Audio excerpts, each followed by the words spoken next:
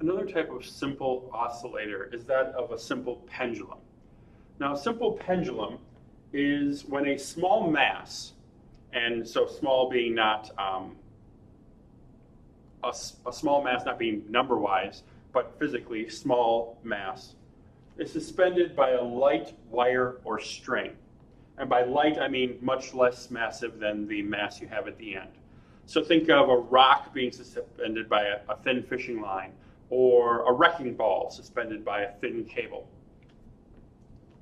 So you have a ceiling where you've attached one end of a wire or string of length L. At the end of that string, you have the mass, M, hanging at the end. Now, I'm sure all of you are familiar with simple pendulums. A swing set, again, at a children's park is an example of a simple pendulum, or a fairly simple pendulum. So if you leave the system alone, the mass just hangs straight down, suspended from the string. But if you pull the mass over some angle theta and let it go, then this mass will rock between the two positions. Right? So you have the string and the mass over here, going back and forth, back and forth, back and forth. You have simple harmonic or oscillatory motion. It's not quite simple harmonic motion, but it's oscillatory motion.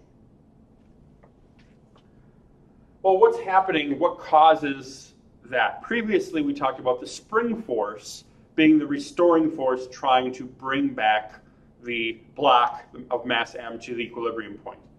Well, here, it's gravity, or at least part of gravity, right? So you have the tension. If you draw the free body diagram for this mass, this is not one of the forces. You have two forces acting on this mass. You have the tension in the rope coming up and to the left, and you have the weight or the force of gravity on that block, on that mass m pulling down, that ball pulling down.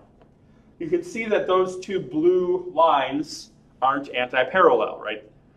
Only some of the force of gravity is counteracted by the tension force, or rather, the tension force is only counteracted by some of the force of gravity, right?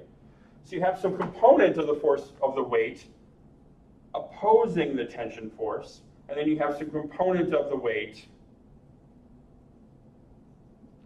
acting perpendicularly. So this component of the weight opposite the tension force balances the tension force. If it didn't, then this mass the length of the string would change. This product here, pointing down to the left, that's our net force. That forces the ball to accelerate downward. When it is straight down, the tension and the weight counterbalance. The weight is directly down, the tension is directly up. The force is zero at that position. So that's an equilibrium position. But the mass has some kinetic energy. So it passes through and it climbs back up. Kinetic energy turning into gravitational potential energy. Comes up to its maximum displacement theta, and then goes back down. Over. Repeated oscillatory motion for a simple pendulum. So the net force is the component of the weight, or gravity, that doesn't fight tension. So that's negative the weight, m times g, times the sine of theta.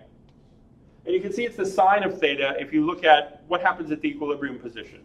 When this string is straight down, theta is 0. There should be no horizontal forces acting on the ball. The restoring force should be 0. And it is. Sine of 0 is 0. So there is no net force. If this is brought up to 90 degrees, all of the weight is acting as the restoring force. Sine of 90 is 1. All of the weight is the net force. There's no force opposing the tension on the string. So, if we assume a small theta, this is called the small angle formula. You might have heard about it in geography or trigonometry. This might be the first time you're experiencing it.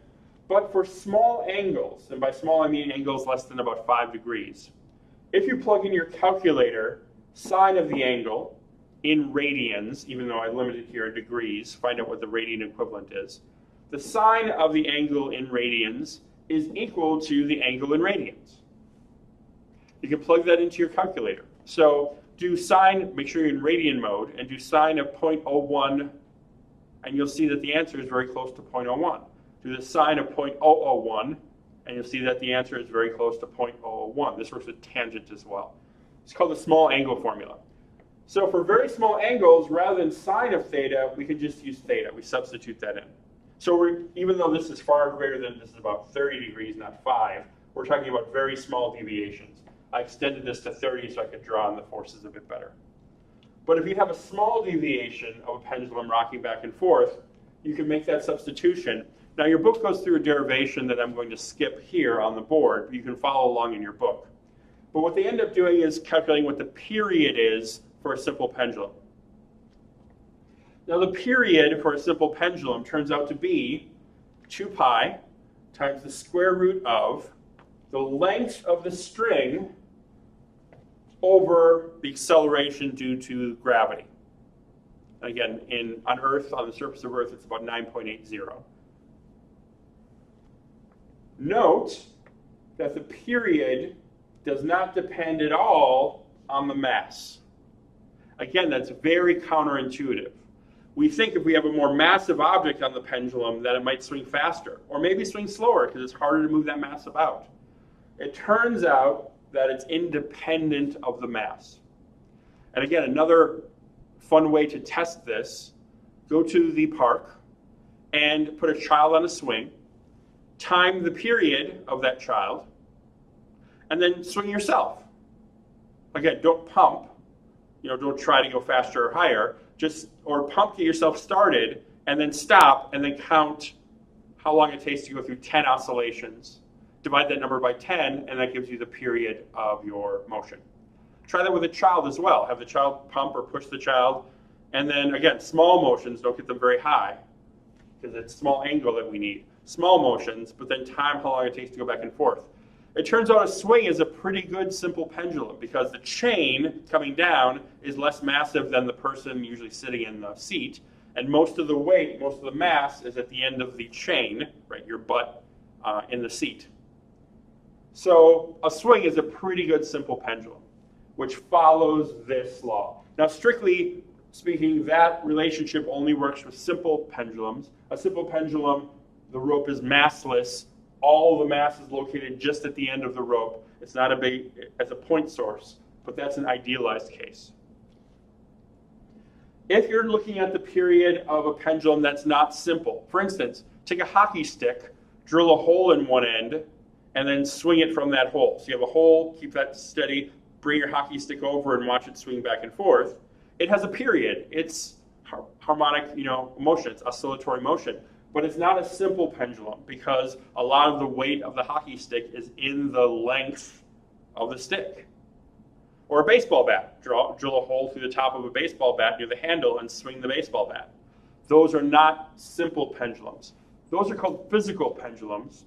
And in this class, we're not going to be looking at that. Your book doesn't really talk about physical pendulums. There are equations to solve for those as well, but we'll be ignoring those. So note that that period, and of course 1 over the period gives you the frequency, that period is for simple pendulums.